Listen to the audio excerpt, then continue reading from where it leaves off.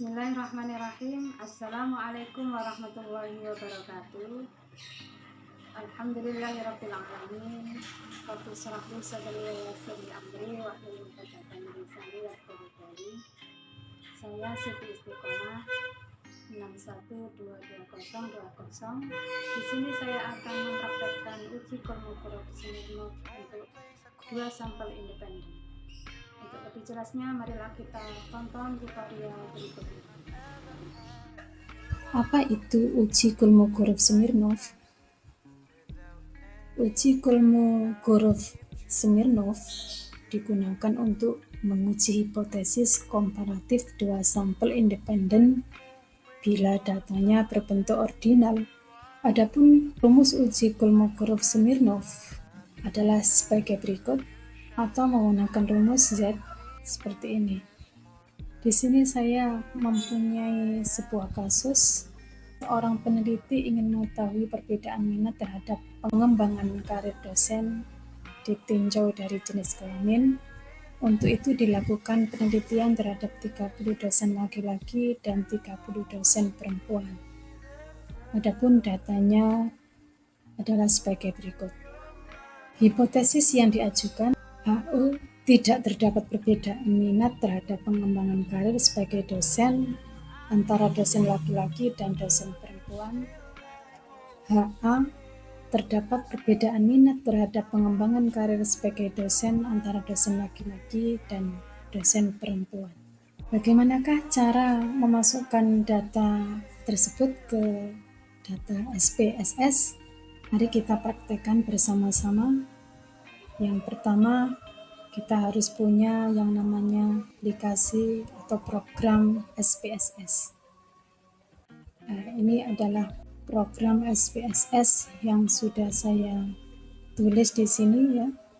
Yang pertama ada minat, yang kedua ada gender. Kemudian kalau sudah, kita masuk ke data view.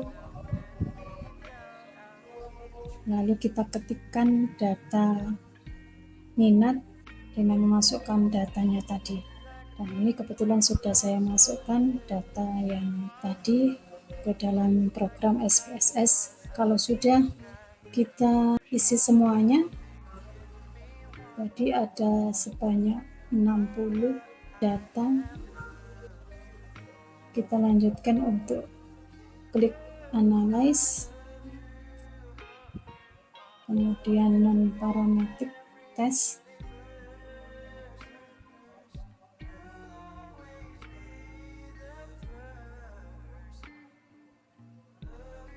Ini ada tampilan gambar seperti ini.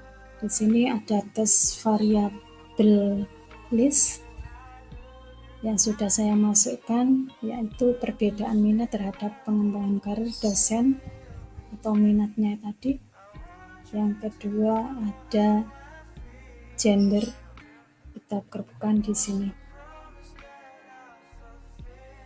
Karena kita akan menguji Kolmogorov Smirnov, maka yang kita centang adalah Kolmogorov Smirnov. Define, kita klik. Kemudian di sini muncul seperti ini. Kita tuliskan angka 1 untuk grup 1, yaitu laki-laki. Kemudian angka 2 untuk grup 2, yaitu perempuan. Kemudian continue. Define, kita klik.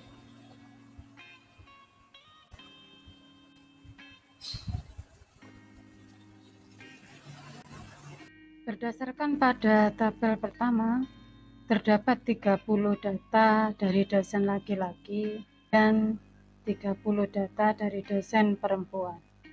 Kemudian dari data tersebut maka dapat dilakukan pengujian hipotesis dengan 2 cara. Yang pertama dengan cara membandingkan nilai Z hitung dengan nilai Z tabel.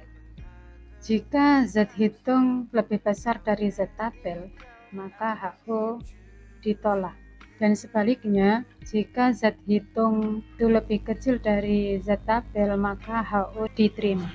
Berdasarkan hasil analisis dari uji Kolmogorov, diperoleh Z hitung lebih besar, itu 2,840, berarti Z hitungnya lebih besar daripada Z tabel. Yang mana kalau di Z tabel itu adalah 1,96. Maka HO ditolak dan HA diterima. Artinya terdapat perbedaan minat terhadap pengembangan karir sebagai dosen antara dosen laki-laki dan dosen perempuan. Kemudian untuk cara yang kedua yaitu dengan membandingkan taraf signifikansi, yang mana kalau jika signifikansinya itu lebih besar dari 0,05 maka HO diterima, dan sebaliknya jika nilai signifikansinya itu lebih kecil dari 0,05 maka HO ditolak. Jika diperhatikan di sini kolom asim seek to toilet sebesar 0,00 ini menunjukkan dari hasil signifikansinya ini lebih kecil daripada 0,05, maka HO ditolak dan HA diterima. Artinya terdapat perbedaan minat terhadap pengembangan karir sebagai dosen antara dosen laki-laki dan dosen perempuan.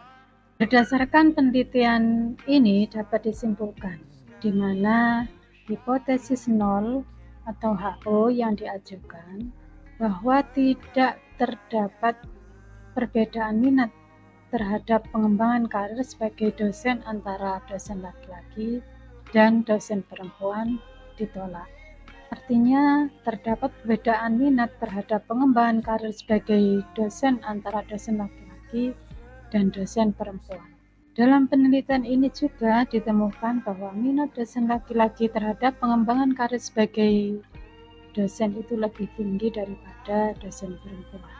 Itulah tadi hasil analisis uji Kolmogorov-Smirnov untuk 2 sampel independen. Semoga bermanfaat. Bila ada kekurangannya mohon maaf. Wa'alam bishawab. Assalamualaikum warahmatullahi wabarakatuh.